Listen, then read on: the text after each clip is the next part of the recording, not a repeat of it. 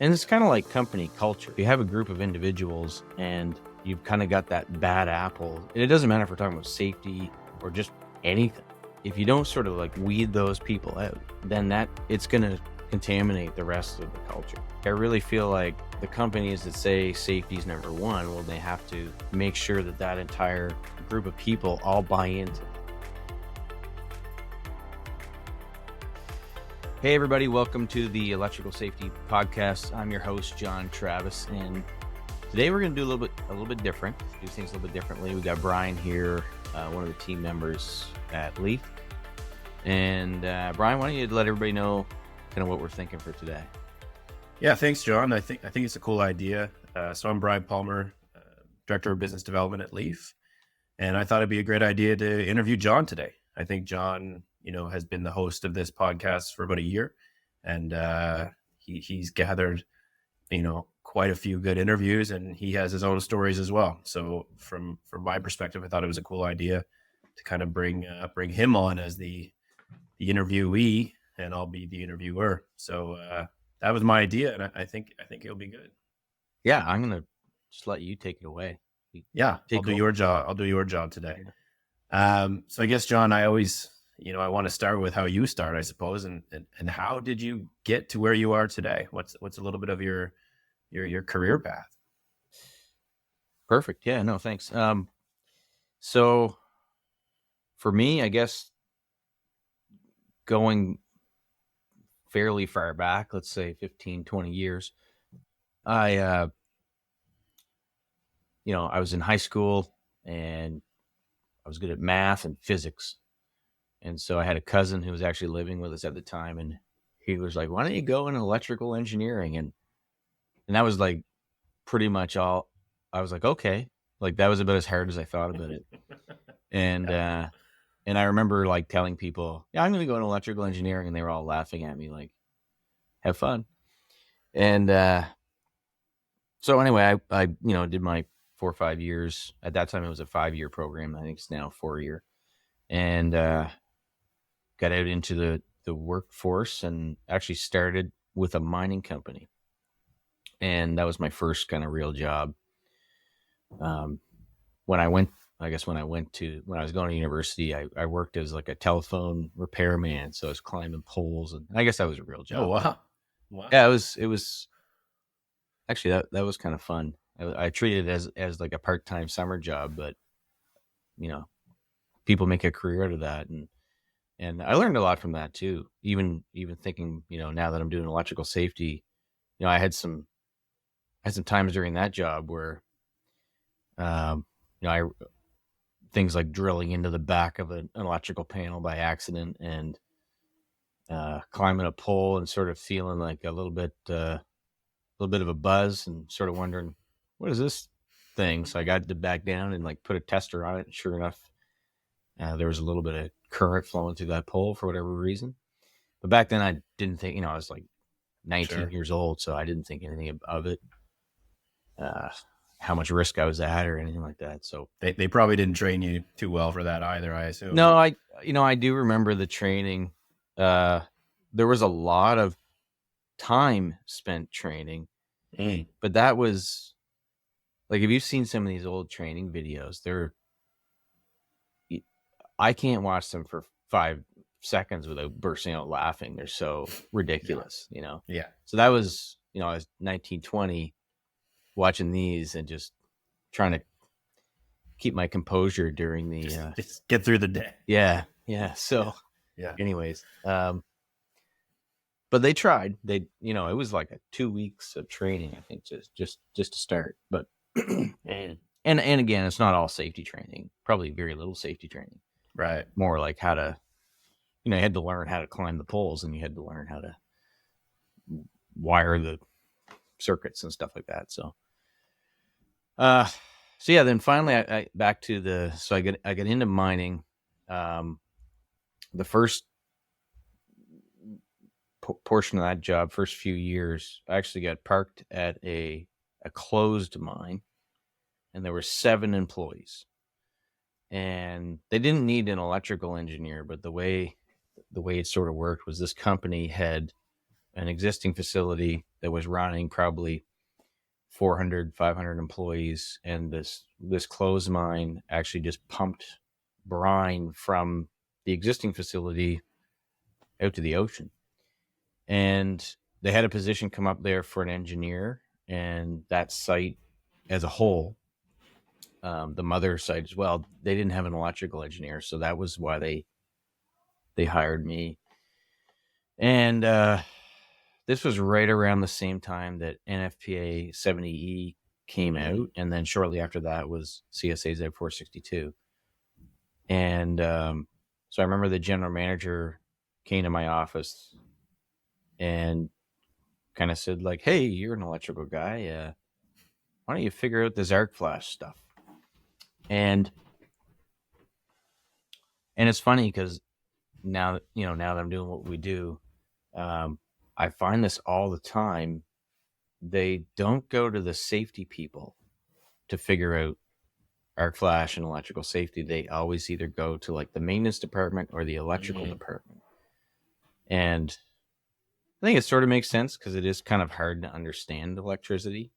Sure. But I wasn't a safety person. I didn't know the first thing about that. And so anyway, I was at this site with 7 people, and we really just looked after a brine line. So there wasn't a whole lot going on. So I had tons of time to read and research, and that's what I did. I just went into that project kind of full bore, and I found some conferences. And I remember I attended a conference, and there was a speaker named Daniel Roberts, who I'm not sure if he's still on the CSA committee or not, but he had been there and was there for the last probably 15 years. So, very influential on that standard. And even with the NFPA, I'm sure he even attended those meetings as well. And I listened to him speak, and I remember thinking, like, he's a super intelligent person, and I was tasked with like figuring out how to do electrical safety and arc flash stuff for an entire company. Pretty much was what the general manager asked me to do. And I remember thinking he was doing like a training session or something, and I kind of remember thinking, and no offense to him if he's listening, but like, none of the electrical workers in the room were going to get anything out of this. Like, it was up here. But for me, as the person who coming at it kind of from an engineering background, and also looking at it from like, I've got to figure out this entire thing for everybody, it was fantastic. So I learned a ton. And then I was able to, I kind of was that guy that stuck around after the speaker and everybody leaves. And then I went up and talked to him, and, he sent me some stuff and kind of got me started on how to put a program together and all those things. And then, so from there, the company, it was a big company. They had, multiple divisions across Canada and the US, and I would say 2 or 3 years into my sort of trying to build this electrical safety program for the one facility. And I had help. We had an underground and a mill. So there was a mill and a mine, both at the same location. And there was a mill supervisor, electrical supervisor, and a mine electrical supervisor. And those 2 guys helped me so much because they gave me the ability to ask questions about, we'd be like, well, it says this in the standard, but what does that really mean, in real life? Like, what do you guys actually do? Because that's a big disconnect I find even today with the standards, the way they're written. And then once they get into the field, into real life, the people that need to, follow those things are like, well, this doesn't even make any sense. And so, these were like two guys that have been doing it a long time. They each had at least 15 years. And I think one of them had, everyone teased him, I think he had 35 years experience at that one place or something. So but he was great. And so the three of us kind of, worked together and built this program for the one site. And then at that time, corporately, they announced, we're going to do this across the entire corporation. And I don't think they really knew that we had been working on it for 2 or 3 years. So we all got invited to this meeting, and I remember it was a 3-day meeting, and it was at one of the other facilities, and there was probably 20 people in the room, and I remember the first day was just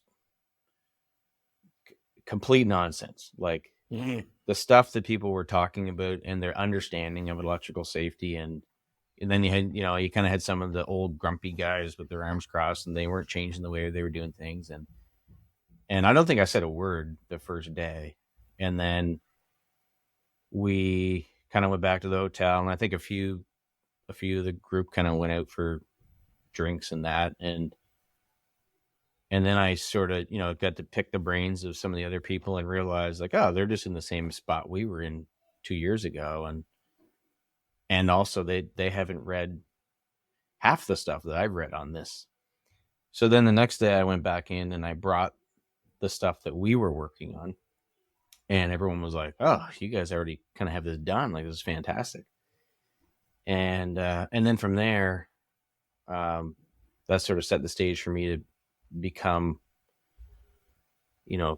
from kind of at a corporate level, helping all of the sites with this.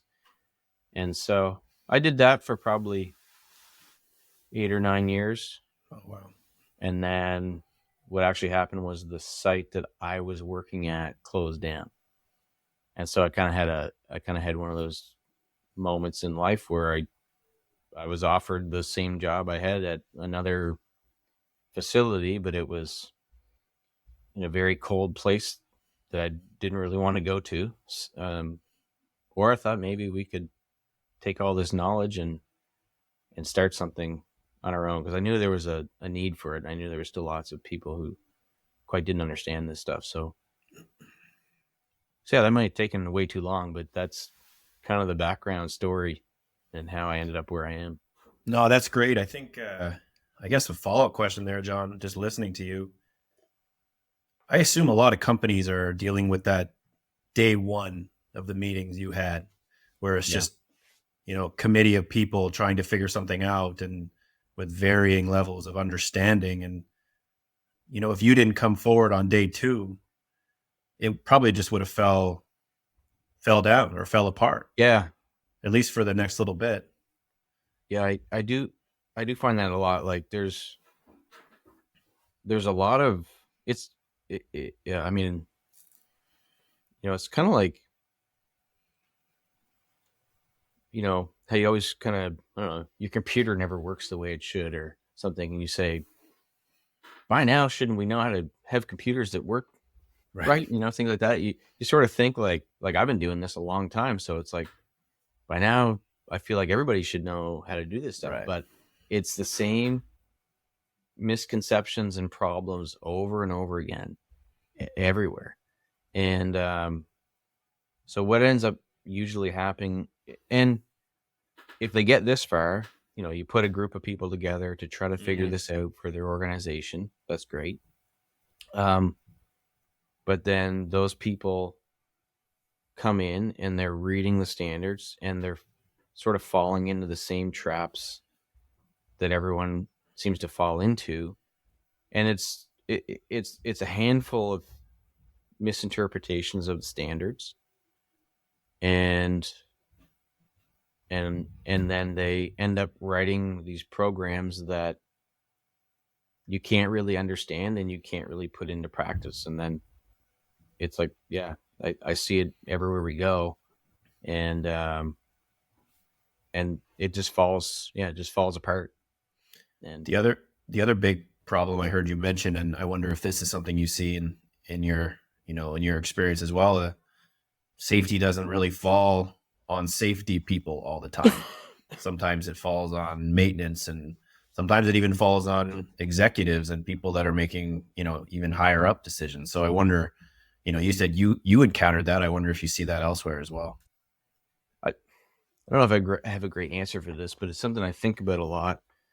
There's a lot of companies out there, organizations, and they'll say things like safety is number one. Mm. And if safety was number one, then they would spend all their money on safety, but they don't do that. And I don't think like safety can actually be number one. It wouldn't make any sense because you Right. need to function as an organization. There's other things that need to be number one. But it has to be, a pillar of your organization. It definitely has to be a pillar. The other ones would be like finance and maybe marketing and sales and Yeah. operations, let's say. Maybe I'm missing one, but it needs to be like a core value of your company. Mm-hmm. And then what happens is if you have an organization, there's different people all over the organization, and you say, okay, you over there, you're responsible for safety. If it's just one person, that also is not going to work.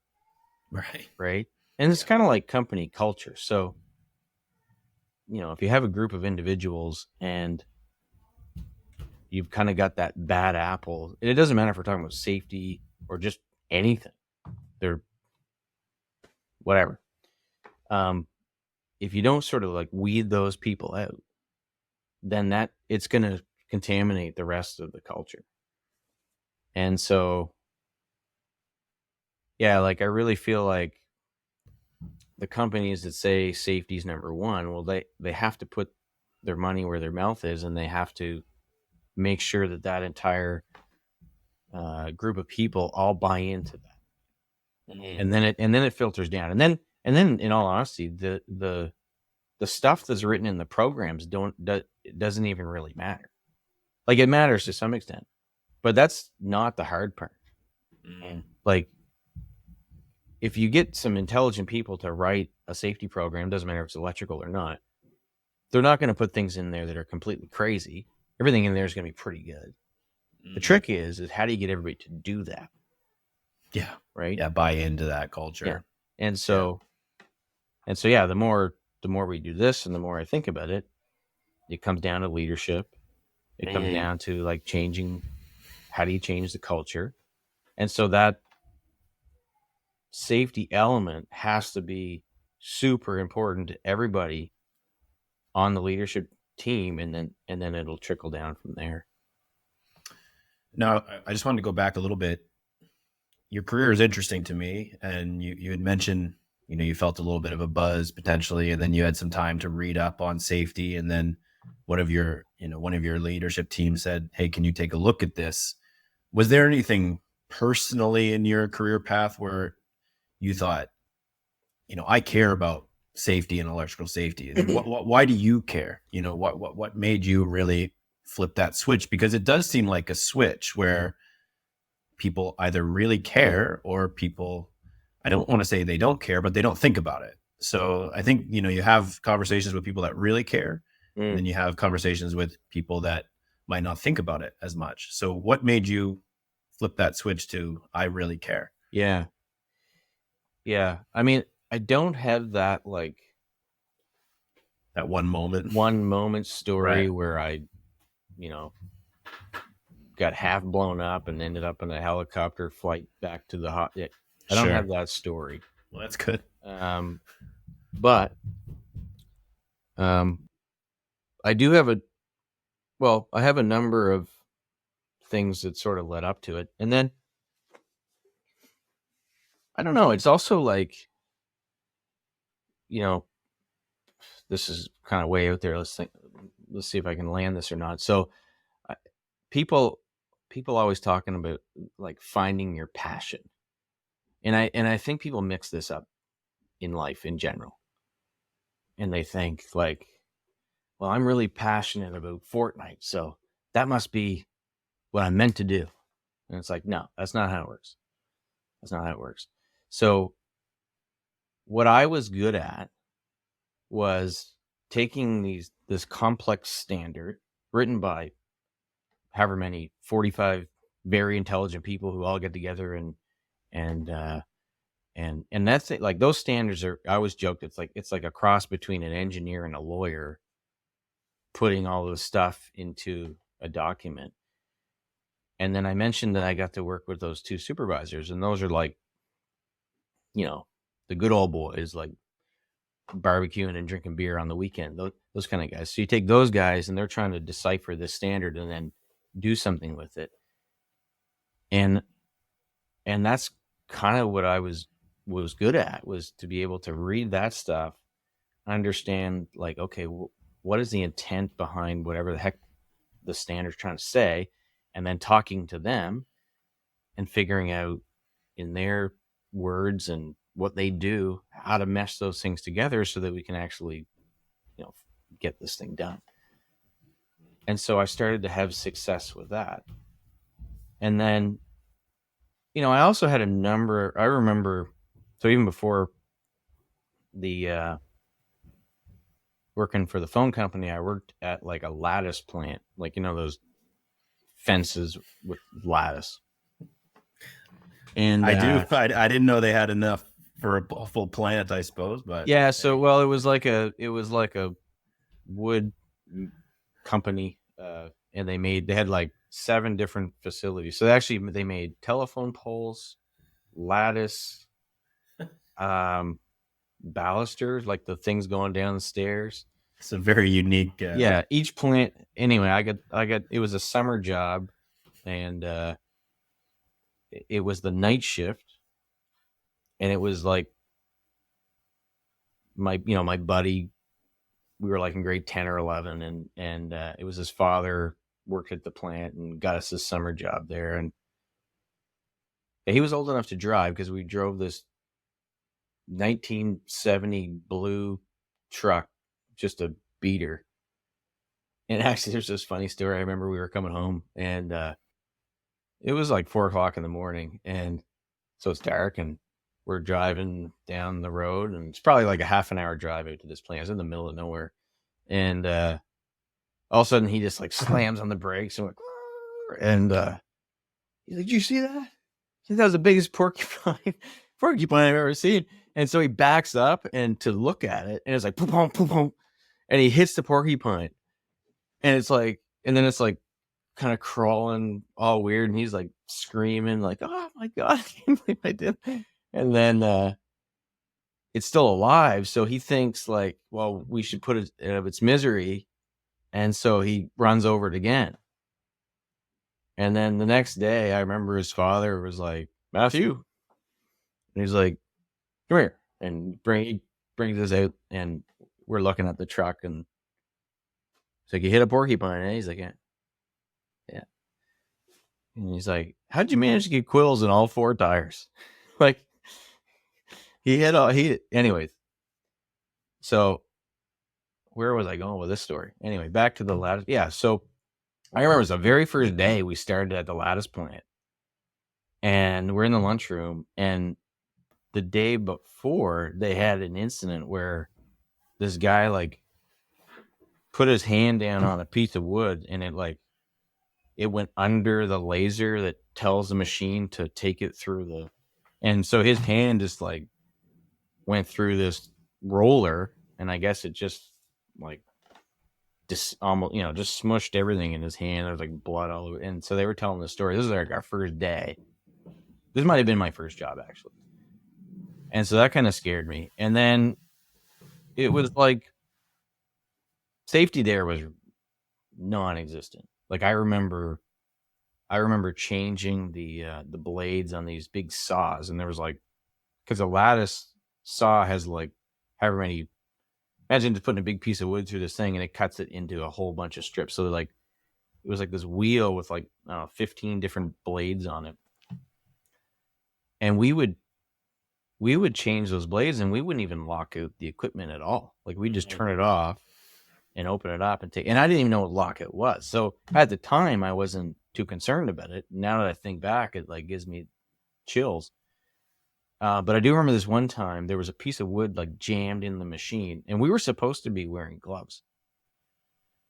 But I wasn't wearing gloves, and I actually feel like maybe this isn't a great lesson, but I actually feel like it kind of saved me, because I reached in to grab this piece of wood. I could see the piece of wood that was jammed, but what I couldn't see was the blades because they were spinning so fast. But when Wow. I reached in, like I felt the wind of the blades on my fingers, and I, pulled. But I feel like if I had gloves on, Mm. my hand might have just got sucked right in there. But anyway, so all these kind of like little moments, the time I got the buzz, it was raining, and I was working on like I was just climbing a pole, and I can't remember what the job was, but either troubleshooting or trying to figure out what was going on, and I think just that light rain was enough to cause there's a little bit of leakage there, and and I just kind of felt all tingly, like it didn't hurt or anything, so it probably wasn't that much current. But when we had these little testers, and you could like stick them on the poles, and I think if it lit up red, it meant there's some current flowing there. So yeah, I had like a number of these things, and then as I got into building this electrical safety program for the company, and then thinking back, over time, all of those times, and maybe how naive I was or how uneducated I was, and realizing like, wow. And then actually, as you were asking me the question, the one thing for me, I think, was that we had kids. And then all of a sudden I started to kind of think like, oh man, like these guys are relying on me. And so maybe I should be careful. And then, yeah, so that probably changed me a lot to be more serious about things like safety. And then, as I thought about it more, there's lots of people that have kids and or mothers or whatever. And yeah, so it's kind of a combination of all of those Mm. things. And, back to my point on passion. So as I got good at figuring out, how to decipher these standards and make it uh, understandable for kind of everybody, and having more success with that, and and it just kind of snowballs from there. And I think that's where passion comes from. It's like you have to do things that help people, and then get that feedback that you're doing good work, and then that's, I don't know, that's to me what passion is, and what, why I care about it. But It's interesting. We hear these people can go 20, 30 years and have none of those moments, but it doesn't mean they didn't have a close call that they just weren't aware of. Right. mm, So, we've heard the term complacent, and worker fatigue or just not caring. How do you see complacency today in relation to safety? Is it a big problem? It does feel like it can be, based on some of the things I'm reading and seeing. yeah, I mean, it's I do think a lot of people are talking about complacency, and I've thought about this one a lot too lately, because it keeps coming up, and well, on the podcasts and different conversations I'm having with people, and almost to the point where they're like, yeah, and it's just complacency. And then so I wonder, like, well, is it just complacency, or what is complacency? What are we even talking about here? And and and I don't know. Yeah, so I don't know again what the answer is. I guess I'm not. I think about these things, but I don't think I ever land them. But like when I start to, well, here I'll walk you through this example. So we did an incident review for someone, and it was an arc flash. The individual burnt his right hand quite badly. Um, and what he was doing was like a routine preventative maintenance check on a generator, um, and went into like just do a final check to make sure he had the voltage back on this equipment and everything was good. But there was like 4 or 5 things that he did wrong, and when he went to do that check, it caused an arc flash. And so when we looked, so we had his, firsthand experience written down. This is what happened to me. And when you read it, he knew every single mistake that he made before he made it. It's in his own writing. It's like, yeah, I knew I should have had PPE on, but I knew I shouldn't have been testing in that panel because I guess the test is easier to do in this other one. But, he didn't have the key to the building and it was going to take him time to go get. So it's like all of these things, and this is, typical with every incident. There's like 5 or 6 different things that go wrong and then the incident happens. And so I got thinking about that too, because I was like, if he had been asked to write an electrical safety test before he went to do that job, he probably would have got 100%. And then we would have said, oh, well, he's trained and he knows what he's doing. He's passed the test, but he still chose to do all 5 things wrong. And so I think that's what we're talking about when we talk about complacency, but I don't know. And it's not like, even if you asked him, you're like, well, do you want to get hurt? He'd probably say no. Is it important that you're able to come to work tomorrow to provide for your family? He'd probably say, yeah.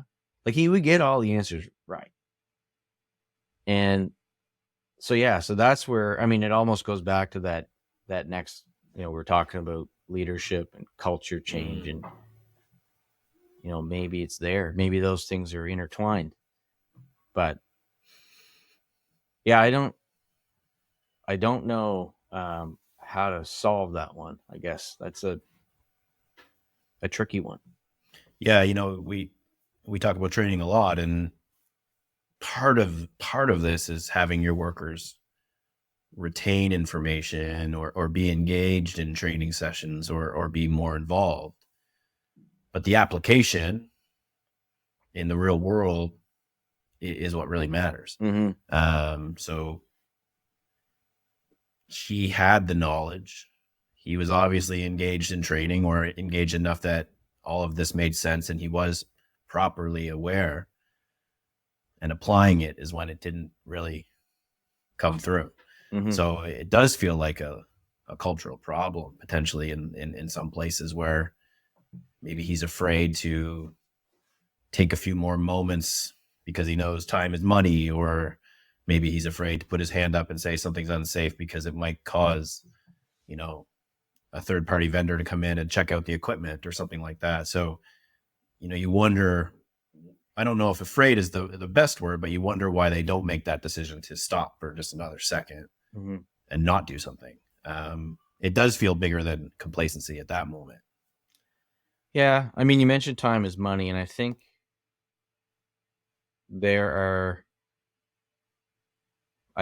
I'm going to say there's 2. I'm sure there's more examples than 2 out there, but what I kind of see is that there's like companies who, let's say a manufacturing company, maybe they have seven facilities, but at each facility they've got 5 or 6 electricians. And then they say, we really want to be safe and take your time, do it right. I feel like they have a little bit of an advantage because they can control everything that goes on in those facilities, and they can send that message to their managers and everything else. But then over here, you've got the group of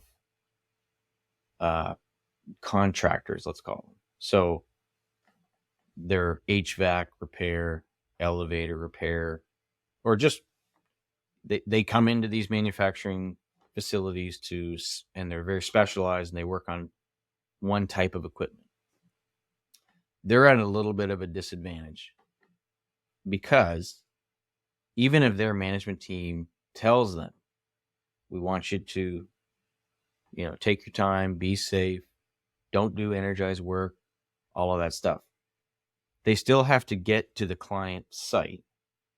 And then if the client's not on board with that, they actually are faced with the decision like, well, we might not get this work because the client's just going to say, those guys take way too long. And, or the thing is this, is it doesn't even take that long. That's a misconception too. Like we were doing a training session and going over energized work permits. And that was the one question the guy asked at the end was, how long is this going to take? Like he envisioned it was going to be hours to, stop and just kind of fill out this permit. And it's, it's not. It's, might add 10 minutes maybe. And so yeah, I really do feel like, and especially if it's a smaller company, bigger companies have a little bit more pull, and they can tell their clients like, no, this is how we do it, and they're fine. But a smaller contractor, and smaller, to some people, like, they still might have 50 employees, but they're not at the level where they can just go in and tell some of these big branches that, well, this is how we're going to do it. We're going to shut it down. They don't feel that way. So the time is money factor it's a big one for them. And yeah, it's interesting.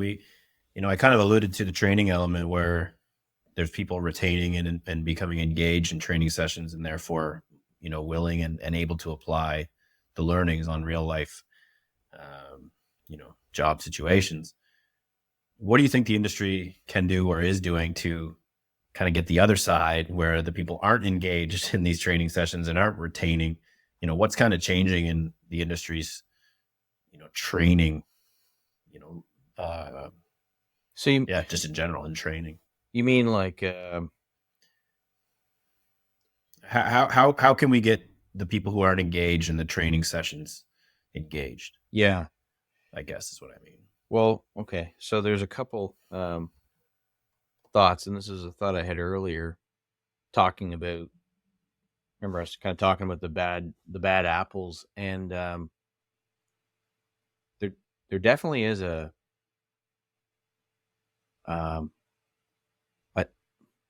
cutoff line, and this goes for anything, not just safety.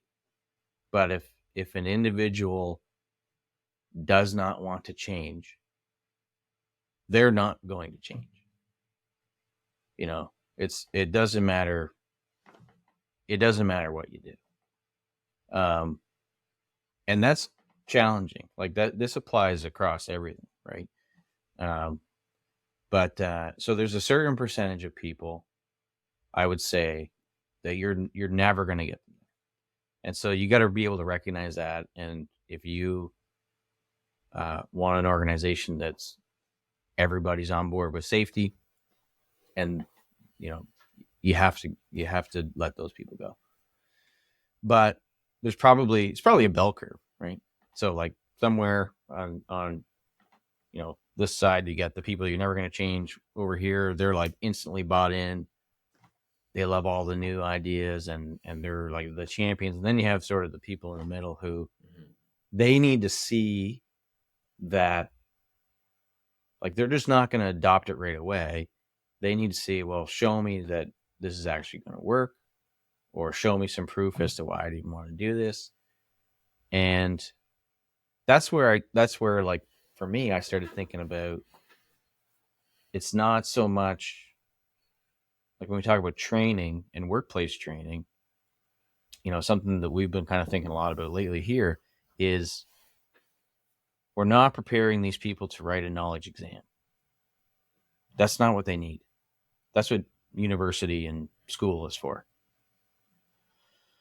We want to teach them how and why, and for what we're doing, how and why to work safer at the job that they are doing. That's kind of the shift that we need to make. So we're getting away from teaching about, like, let's take one of the standards, this question is probably on 90% of the electrical safety tests out there. It'll say, what is the industry standard on electrical safety? And whatever, if you live in Canada or US, whichever one it is, that's the answer. And if you think about it, an electrician doing a job is never going to like stop and turn to his buddy and say, hey, just before we do this here now, what was that standard again?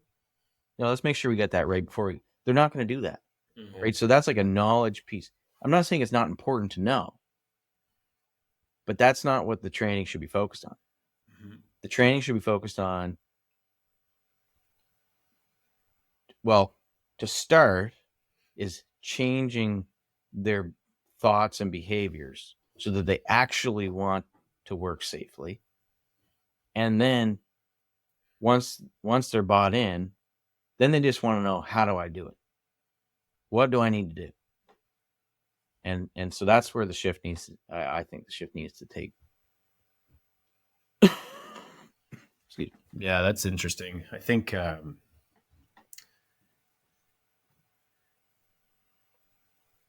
it is always, you do think back at school and when people went to university and you consider how much do I really remember and apply in my day-to-day life, whether my degree is related to my job or not. And I bet it's below 20% for everyone. Yeah. It maybe, specific medical fields and lawyers and other things like that, it's quite high, but in the vast majority of positions out there that people are working in, I bet it's pretty low. So that formula does have to change to go away from what feels like a school exam and really focus in on the person's job and what they're doing on a daily basis. And in our industry, how to keep them safe on a daily basis. Yeah. Yeah. And, another thing, if you just, think about the top 10 moments of your life that you can remember, even back as far as, when you're 5 years old, every one of those moments was probably tagged with an emotion. And I don't know a lot about this, but there's something to do with high emotion situations and your memory. And so that's another thing that, we've been trying to do is figure out how to tell stories or whatever that do have emotion involved so that the people in the class attach that story or that emotion to the thing that they're about to do, which will help them remember before they do it. Oh, right. I don't want to do it this way, or maybe I want to find a safer route. And so I think that's important as well. But yeah, it's getting away from the technical knowledge. Again, you need to have it, but nowhere close to what we see now and what we've been doing in the past. And I think it's more on changing behavior and making better decisions. Yeah, those impactful moments that stick. The interesting thing of what you just said, when we think about our memories and things sticking out in our head, it's both good and bad. If the emotion is attached to it, it can be the best moment of your life or the worst moment of your life. So, tapping into all different types of emotions in these training sessions, so you not only retain but apply, is really important. Yeah. I think that's a really good place to finish, John. I think this was a valuable conversation. I'm glad we did it. I knew you had a ton of knowledge yourself, and you don't get to kind of be the speaker a lot in these interviews. So I guess the last thing that you usually say is where can people find you? What's next for John Travis? I think I can say that you run a podcast, the one that we're currently on. Yeah. We do about 2 a month. So keeping updated on that, because those are coming out pretty regularly. But what else is going on for you, and what's next? Yeah, we talked about this just the other day, but just we've got a blog that I used to write on a lot. So there's a lot of stuff that you can kind of go back and you can still get value out of. Um, so that's on our website, which we can post here on the show notes. And then also we have the electrical safety newsletter, and so you can sign up for that on the website. We can also It's also kind of mirrored on LinkedIn, so you can find it there, just on my LinkedIn page. Um, and we're trying to do those. You know, those are a little bit different. They're kind of like a little story, and they're good for safety talks and that. And you can kind of read through the story, and then I try to tie it back to a lesson related to electrical safety. And yeah, people seem to enjoy those. They'll write back to me and kind of just say thanks and stuff like that, which is kind of neat. And yeah, I think those are probably the two, outside of the podcast, the two other things that I try to do the most. And yeah, thanks for doing this, Brian. Yeah, I appreciate it, John. I'll link all John's profiles down below. And yeah, thanks again, John. Take Great. care.